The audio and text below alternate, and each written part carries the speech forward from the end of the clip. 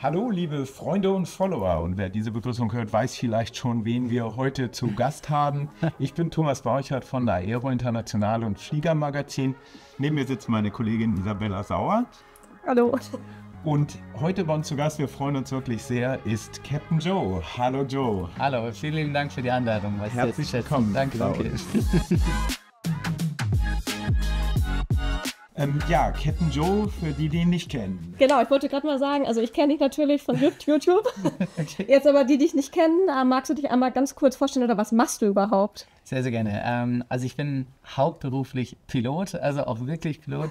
Fliege bei der Cargolux auf der 747, natürlich primär dann eben Cargo und habe als, sagen wir, Nebenjob diesen YouTube-Kanal eben kreiert, wo ich sag mal, fliegerische Sachen einfach erklärt den Leuten, den Passagieren oder auch den Flugschülern eben per Videobotschaft übermittelt. Das ist was Captain Joe macht, genau. Und ich glaube, das machst du jetzt schon seit 6-7 Jahren? 6-7 Jahren werden es dann. Ja, ne? Genau, und ja. ich meine, ich habe gestern noch mal extra nachgeguckt, 1,6 irgendwas Millionen Follower, ne? Ja, genau.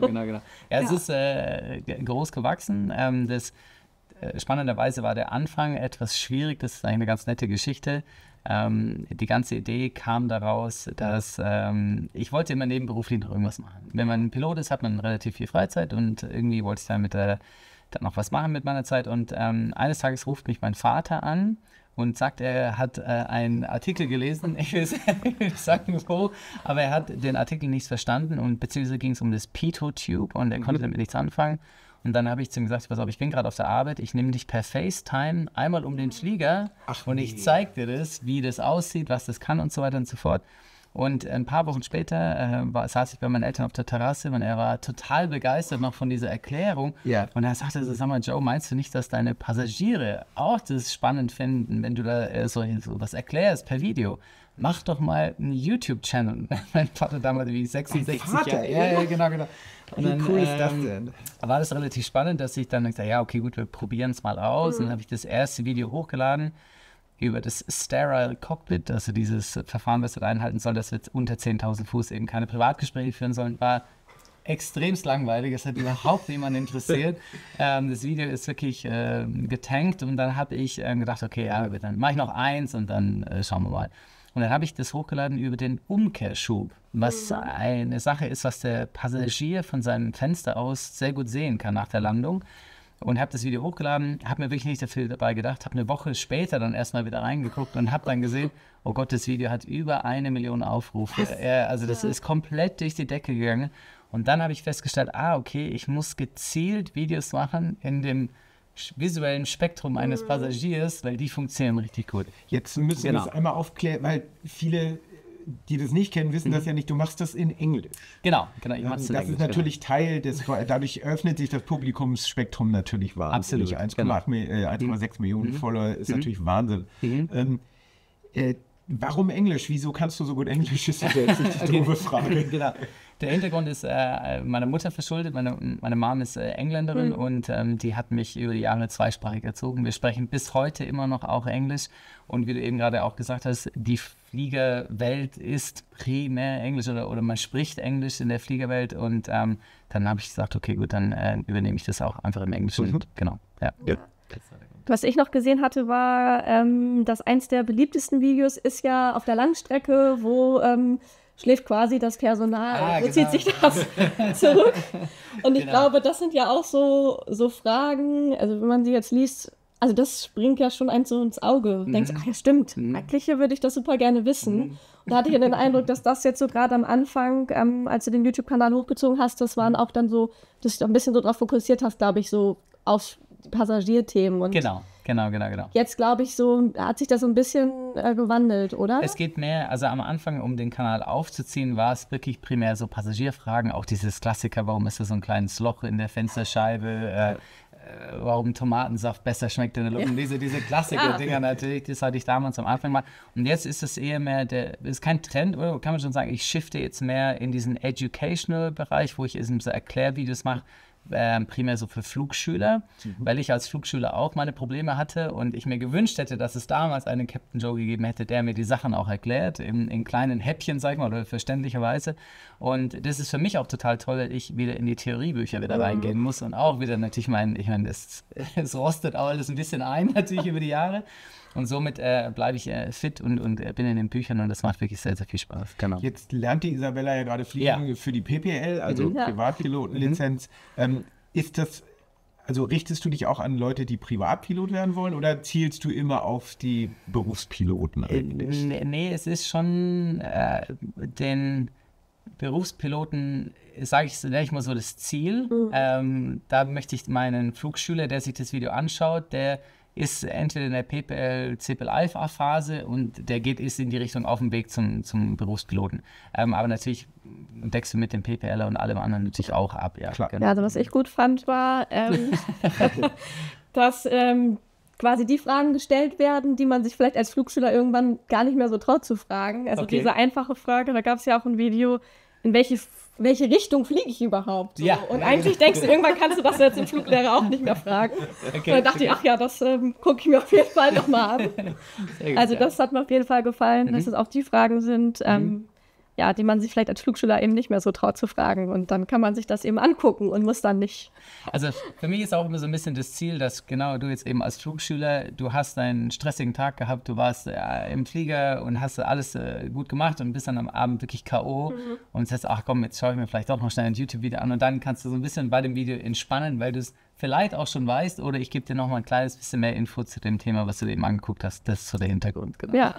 Machst du damit dann durch diese Neuausrichtung, ist vielleicht zu viel gesagt, aber machst du damit die Zielgruppe nicht deutlich kleiner?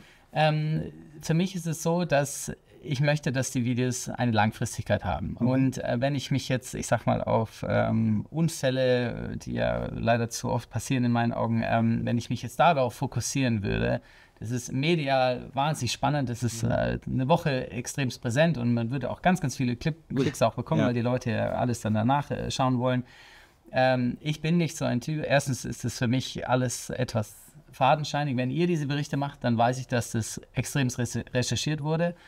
Wir warten ja auch immer, bis der Unfallbericht Genau. Und so, finde ich, sollte man auch an die Sache rangehen und nicht jetzt irgendwie sich irgendwas aus der Luft ziehen, nur, dass ich ein Video kurz gemacht habe und dann im Nachhinein stellt sich raus, dass es ganz anders passiert. Ja. Und da bin ich sehr, sehr vorsichtig.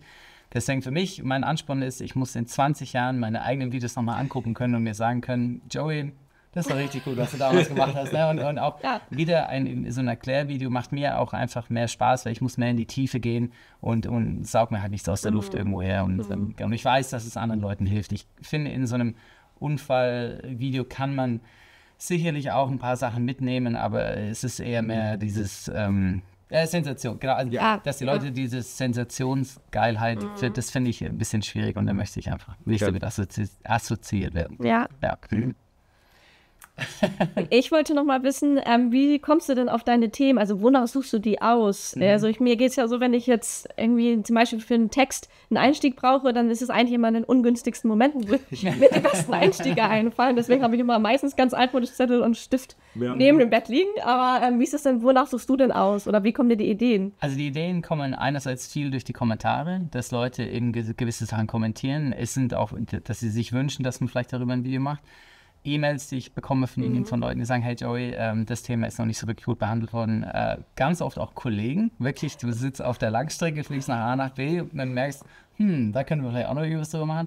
Wenn ich mich, wo ich es am meisten merke, wenn ich mich für den Simulator vorbereite, komischerweise, gehe ich so durch mein iPad und so, über die Checkliste könnte man vielleicht auch noch was richtig Spannendes machen. Also so Leute, einfach, ich muss gar nicht suchen. Also es kommt einem so entgegen und teilweise, also das zum Beispiel mit dem, was du gemeint hast, wo die Leute schlafen oder wo wir uns, ich muss da heute noch drüber schmunzeln, weil ich habe das meinem Vater wieder mal erklärt, wie das funktioniert und dann habe ich gesagt, das ist doch super, das wäre total spannend. Ich sage, ich glaube, das interessiert wieder mal keinen, ja. Und habe dann wirklich das Video, wenn ich das anschaue, ist es in dem Wohnzimmer von meinen Eltern. Das weiß keiner. Und da habe ich das einfach schnell aufgenommen und siehe da, ist es das meistgeklickte Video. Ja. Also manchmal sind es auch wirklich Zufälle. Man kann es nicht steuern. Manchmal ist es einfach Glück. Ja, genau. Du hast ja in vielen deiner Videos so grafische Erklärungen. Ja. Da ist dann mal ein Pfeil, der auf irgendwas Wichtiges zeigt und so weiter. Machst du das selbst oder hast du da Leute, die sich mit sowas auskennen und die das dann sehr viel schneller können? Ich habe alles über die Jahre selbst gemacht, habe mir aber jetzt über die Jahre wirklich ein ganz, ganz tolles Team aufgebaut und für mich war immer wichtig, dass derjenige, der meine Filme schneidet, der muss Pilot sein. Weil sonst tue ich mir so schwer, dem zu erklären, mach einen Pfeil auf die Klappen oder aufs Fahrwerk oder so, dann, bis ich das erklärt habe, hätte ich selber auch schon wieder geschnitten. Deswegen habe ich ein ganz, ganz tolles Team, der mir hilft oder die mir helfen und mit denen macht es dann wirklich auch super viel Spaß. Die bringen natürlich auch tolle Ideen mit rein. Ja. Und du bist ja auch auf Instagram nicht so ganz klar. Ich glaube 550.000 oder sowas in der Größenordnung. Genau. Begreifst du dich eher als YouTuber oder eher als Instagram? Also eher hoch oder eher Querformat? Sehr gut. Ich würde mich selber lieber als YouTuber sehen oder als Educational YouTuber, der eigentlich Pilot ist. Also so, das ist für mich ganz wichtig. Instagram hat sich nebenher so ein bisschen aufgebaut. Da fahre ich jetzt gerade komplett in so eine Schiene, wo ich jeden Tag eine Frage stelle, wo die Leute auf der App auch dann die Antwort anklicken können und sehen können gleich, ob sie richtig sind.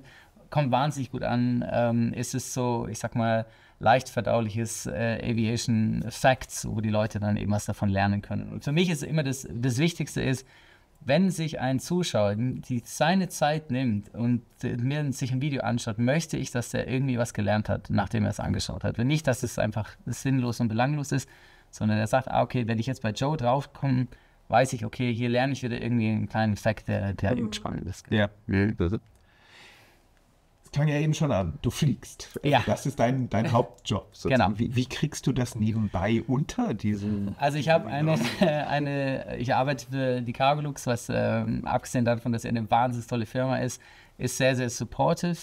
Wir haben Teilzeitmodelle, wo ich dann ein bisschen Teilzeit fliegen kann.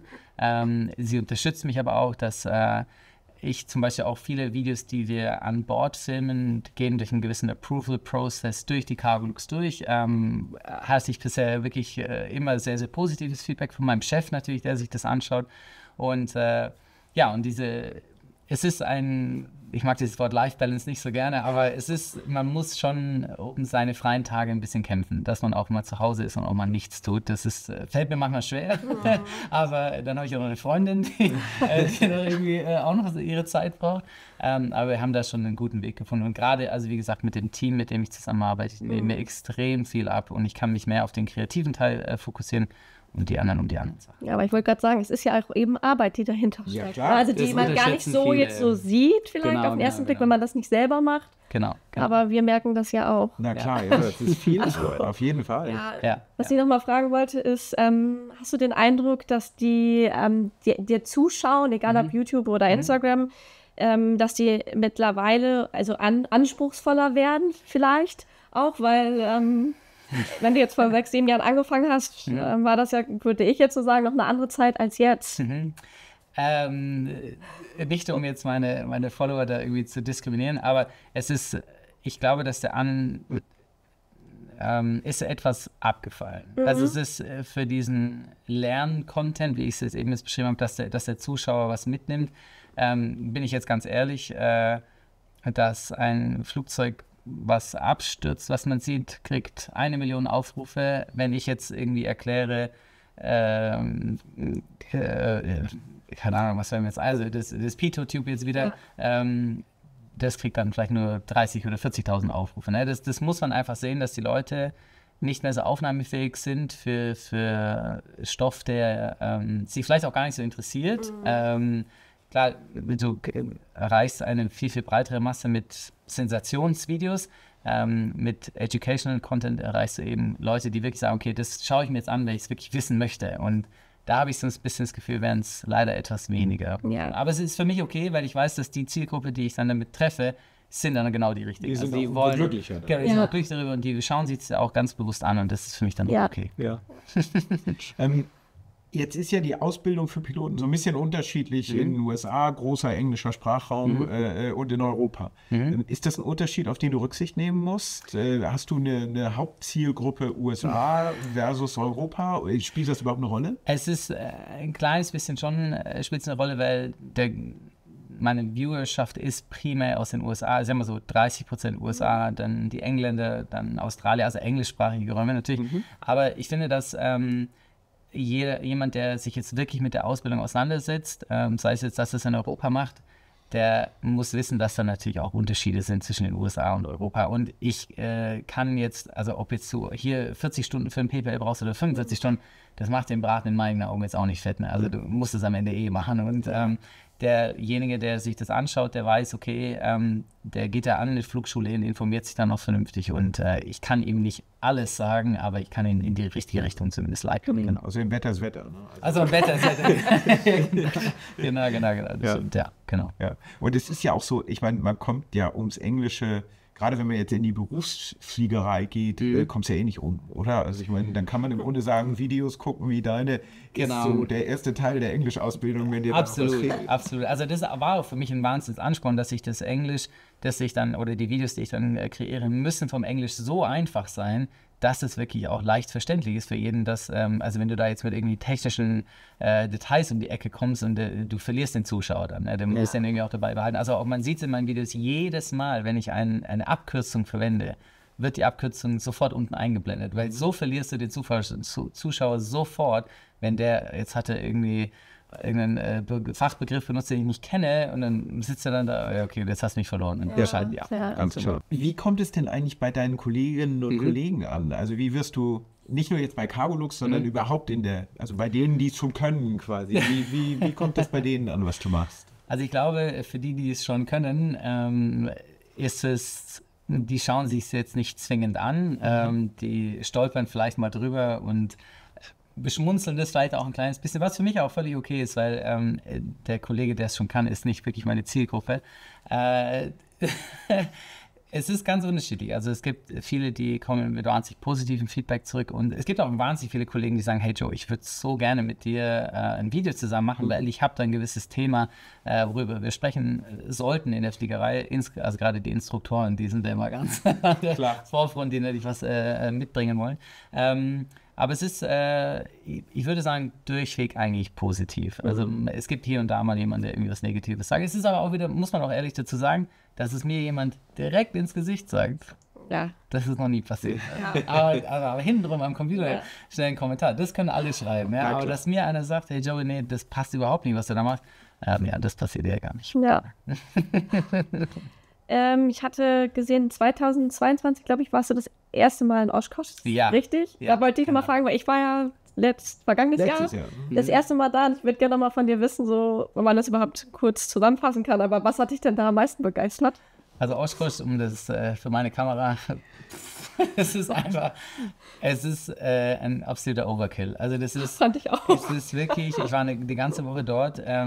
Ich muss gestehen, dass mich irgendwann mal die F-35, die dann irgendwie das 20. Mal da drüber hämmert, mich echt gelangweilt hat. Also es ist einfach zu viel. Es hat mir sehr, sehr viel Spaß gemacht. Ich finde es eins der schönsten Community-Treffen. Ich habe mich mit extrem vielen Piloten, die dort einfach sich selber hingeflogen haben und mich unterhalten.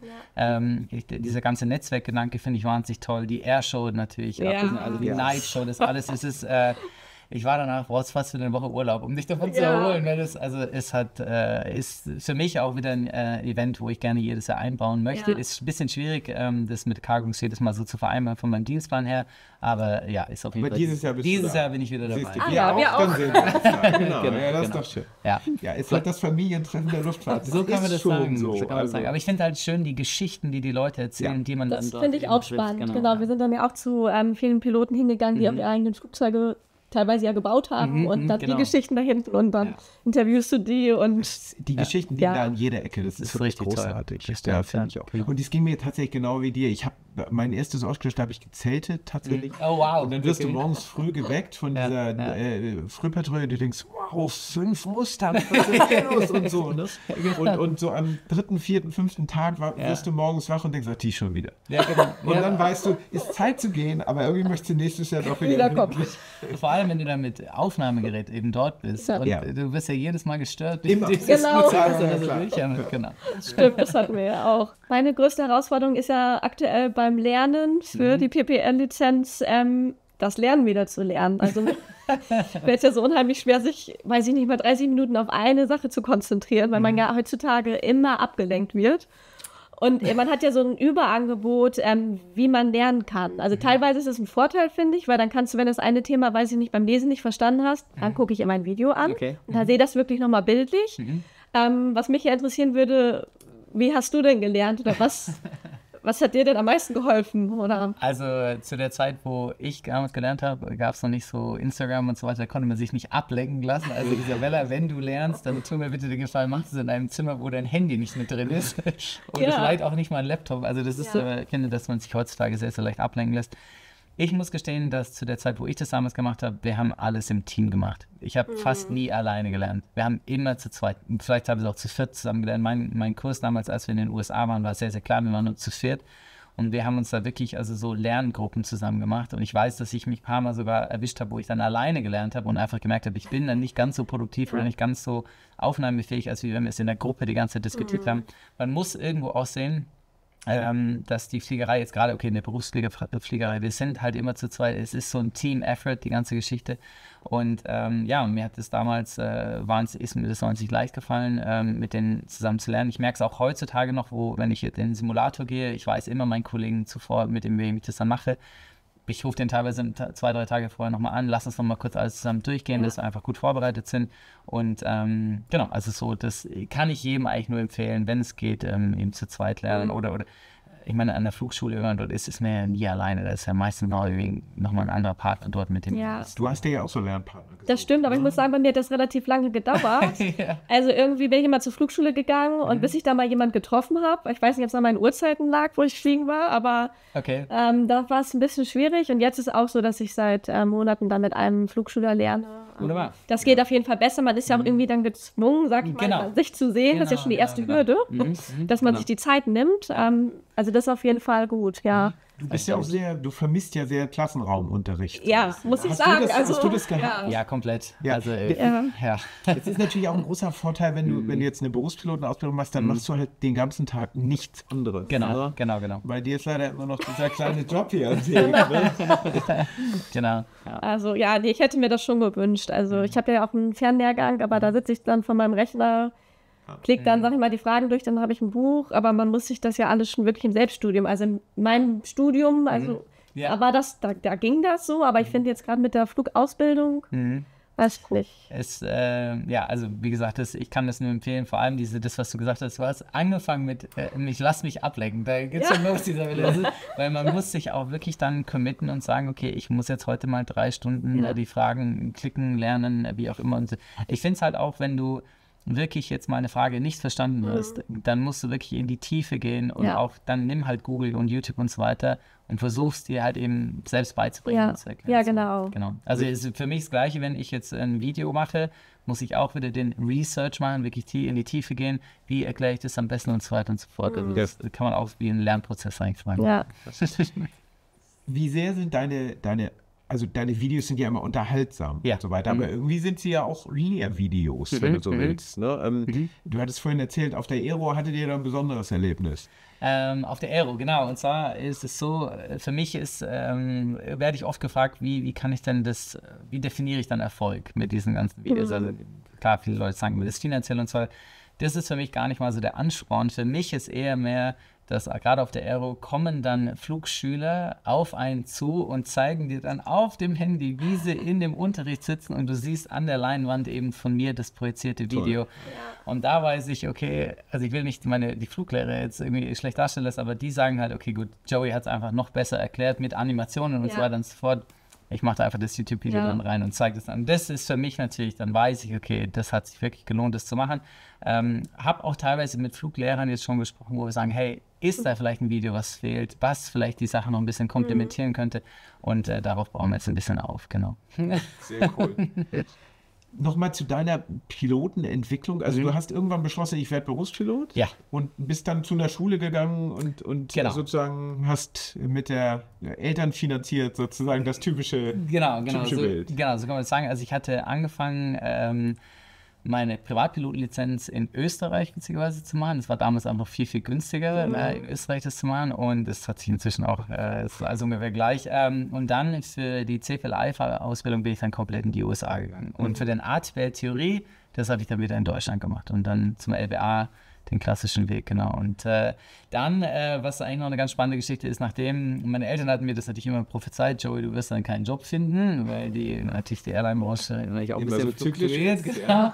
Und ich bin dann, als ich fertig war ich genau wieder in so einem Zyklus, wo es 2008. 2008, genau, wo einfach nichts ging. Und habe dann durch einen großen Zufall einen Job als Fallschirmsprungpilot bekommen und habe dann so eine Porter, bin ich dann da ein ganzes Jahr lang geflogen. Irrsinnig spannend. Ein Jahr lang? Ein ganzes Jahr lang, ja. Also das aber da kriegst du Turbinenstunden. Da kriegst du Turbinenstunden, genau. Du kriegst auch viele Landungen. Genau. Und nee, aber war es für mich, ich würde es nochmal so machen. Mir hat das so viel Spaß gemacht. Und dann bin ich witzigerweise nochmal in die Executive-Fliegerei noch gegangen. Habe dann für eine Firma gearbeitet, die das war, kann man sagen, der Flugbetrieb vom Aldi. Genau. Und dann haben wir die Albrecht-Brüder in der King Air durch die Gegend geflogen, primär so die Ingenieure von denen. Ja, also kein Jet, sondern King Air. Nee, eine King Air, genau. Und bin dann von der King Air, der letzte Schritt war dann noch auf den Airbus und das war dann zur Air Berlin. Genau. Dann war ich da nochmal 8 Jahre und dann zur Cargo. Als es dazu das war jetzt die ganz kurze Fassung, aber genau. So. Und was ist besser, Cargo oder Passagiere? Ich muss gestehen, dass Cargo wirklich besser ist als Passagiere. Warum? Nichts gegen meine Passagiere. Ich habe das wirklich auch super gerne gemacht. Also die braun gebrannten Leute aus Fuerteventura abgeholt und so. Das war wirklich super. Aber Cargo ist einfach wesentlich ruhiger. Es ist also wirklich ruhiger. Es ist angenehmer. Du wartest, bis der Loadmaster da die Papiere bringt. Du checkst nochmal einmal, läufst einmal nur kurz durch das Main Deck, schaust, dass alles verzurrt ist und dann geht's los. Und das ist einfach auch die Destinationen, muss ich ehrlich gestehen, ist spannender. Man muss dazu sagen, die Cargolux ist irgendwo auch eine Charter-Cargo-Airline. Wir machen ganz, ganz viel Charter. Das heißt, teilweise haben wir Ziele, die du noch nie angeflogen hast, weil wir speziell dort was hinfliegen müssen. Auch das, was wir fliegen, das kann man sich nicht vorstellen. Also, das kann man sich nicht vorstellen. Mach mal ein paar Beispiele. Was denn so? Also, wir fliegen klar, die Formel 1 ist so, wo ist ein bisschen unser Aushängeschild, dass wir die Formel 21 viel fliegen. Ganz viele so Hollywood-Stage-Equipment habe ich auch schon ganz viel gesehen. Der krasseste, persönlich mein krassester Flug war, wir haben 2 Beluga-Wale von einem SeaWorld-Park, haben wir die gerettet und haben die nach Island geflogen. Das war eins meiner absoluten Highlights, genau. Also von Tieren zu Die Raumschiff Ed. Genau, also das war wirklich diese Beluga dann eben in so Containern. Und auch da finde ich, auch da um ein bisschen Lob an meine Mechaniker auszusprechen. Wir hatten speziell für diesen Flug Container gebaut, wo wir das Wasser ablassen konnten, dass diese Wale eben im Wasser schwimmen, im Reiseflug, aber eben für Takeoff und Landing mussten natürlich durch den Anstrengen, konnten wir natürlich nicht, dass das Wasser eben rausschwappt. Stimmt, ja. Du musstest das Wasser ablassen. Ja. Genau, also die haben wirklich wahnsinnig da, was sie da aufgebaut haben. Dann, es gibt wie so eine Art Formel 1 der Rennpferde, die machen wir auch die ganze Zeit. Dann hast du da mal so einen Flieger mit irgendwie 18 Pferden. Ne? Wow. Und das hörst du auch. Ne? Also die Pferde sind auch wirklich, wie soll ich sagen, sehr trainiert darauf, die kennen das schon, die sind das sehr gewohnt. Aber man muss ehrlich sein, es riecht halt dann wie in einem Pferdestall. Ja, klar. Also das ist dann wirklich so. Aber auch dass es so tolle Leute dort kennengelernt, diese Grooms, die diese Pferde eben pflegen. Die sind dann auch so dabei, ne? Die begleiten. Die sind immer mit dabei, genau. Und da hat man so tolle Konversationen mit denen, das ist wirklich toll. Also, ja. Auf jeden Fall spannend, mal was anderes, ne? Es ist einfach was komplett anderes, genau. Ja, und wenn ihr wechselnde Destinationen habt, das ist natürlich besonders toll. Ne? Weil ich nehme mal an, die großen Fracht-Airports, die kennt man dann irgendwo. Ja, also Anchorage in Alaska ist, wenn man 747 sehen möchte, dann geht man dahin, da stehen sie alle. Ja. Aber also Hongkong und so, diese großen Fracht-Airports da, ja, das hat man schon gesehen, aber es ist immer wieder spannend, dass wir Quito in Ecuador, dann Bogota, dann Mexico City, also diese High-Elevation-Airports auch. Die ja fliegerisch wahnsinnig anspruchsvoll. Genau, die sind fliegerisch extrem anspruchsvoll und dann auch von unserer Operation her, an einem Tag bist du Maximum Landing Weight oder Maximum Takeoff Weight und am nächsten Tag bist du vielleicht nur die Hälfte oder fast gar nichts, weil du kurz einen kleinen Ferry irgendwo hinmachen musst, um dann wieder weiterzumachen. Also der Flieger wird komplett ausgereizt und das macht eben das so besonders als Pilot bei Cargolux. Ja, genau. Nun fliegst du natürlich auch ein tolles Flugzeug. Ja, ich meine, die das ist 747 ist ja Queen of the Skies und so. Das ist ja schon auch ein Mythos, das Ding. Nicht? Ihr habt, glaube ich, 2 Varianten, die 400 und die 8S. Genau. Fliegt man die beide? Ist das gleiche Type-Rating? Ja, das ist das gleiche Type-Rating. Es ist nochmal ein Conversion-Kurs für die Dash 8, der geht ungefähr eine Woche. Es ist für mich, kann man so ein bisschen sagen, die 400er, das spürst du und hörst du auch richtig. Wir sind auch einer der wenigen Operator, die diese Rolls-Royce-Engine hat. Die haben auch richtig Dampf und das macht echt richtig Spaß.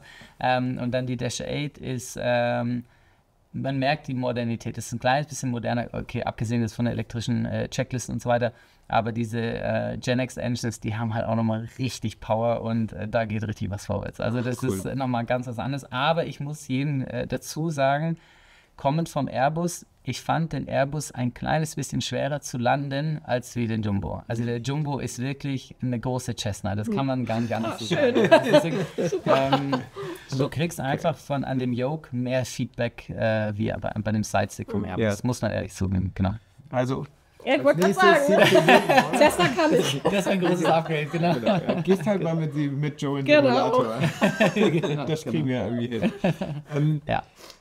Hieß es von Anfang an, Captain Joe, du hast von dem ersten Video erzählt, war das klar, dass das die Marke ist? Es war so, als ich das Brand, sage ich jetzt mal, gegründet habe, das ging einerseits auch ein kleines bisschen mit dem Logo einher. Ich musste irgendwie was finden, dass ich ein cooles Logo da draus machen kann aus Captain Joe. Und und es war für mich einfach, man kennt Captain Kirk, Captain Baloo und diese ganzen Captains kennt man halt. Und weil ich ja natürlich auch irgendwann mal Kapitän werde, habe ich gesagt, okay, komm, dann fahren wir einfach mit dem Namen, den kann man sich leicht merken und das ist der Hintergrund, genau. Ja. Wenn du immer sagst, früher zu meiner Zeit gab es noch keine, wie alt bist du denn eigentlich, wenn ich mal fragen darf? junge schätzliche Jahre, genau. Siehst du, das ist sehr jung. Genau. Genau, eine wichtige Frage bleibt ja noch, was fasziniert dich denn am Fliegen? Also mich fasziniert an der Fliegerei oder am Fliegen an sich ist, dass kein Flug ist der gleiche wie der letzte Flug. Also ich finde, dass sich das die ganze Zeit eben immer ist irgendwie was anderes. Der Moment, wo du dann auch mit dem Flieger eins bist, ist selten, aber er ist da und da arbeite ich immer drauf hin. Also wir haben ja in der Schule immer gelernt, also am Anfang, wenn man lernt, ist man hinter dem Flieger, dann ist man irgendwann mit dem Flieger und irgendwann bist du vor dem Flieger. Und wenn das Ziel ist, dass du immer dem Flieger nicht voraus bist, dass du nicht genau weißt, was du tust. Und wenn man in diesen, ich sage jetzt mal, Slow Flying State da reinkommt, das finde ich schon extrem schön. Und für mich habe ich auch einfach gelernt, dass man hört nie auf zu lernen. Du musst immer, es kommen immer Neuerungen, es kommen immer neue SOPs dazu, es gibt immer wieder was Schönes, was man vielleicht noch ein bisschen in die Tiefe gehen kann und sich darüber mehr informieren kann. Deswegen sage ich halt auch am Ende jedes Videos, that a good pilot is always learning. Und da stehe ich auch einfach dazu und ist das ganz, ganz wichtig. Ist auch genau richtig. Das sehe ich ganz genauso. In diesem Sinne, wir haben viel gelernt heute. Vielen Dank, Joe, dass du da warst. Ja, super. Genau, Habe ich sehr gefreut. Spaß gemacht. Und bis zum nächsten Mal.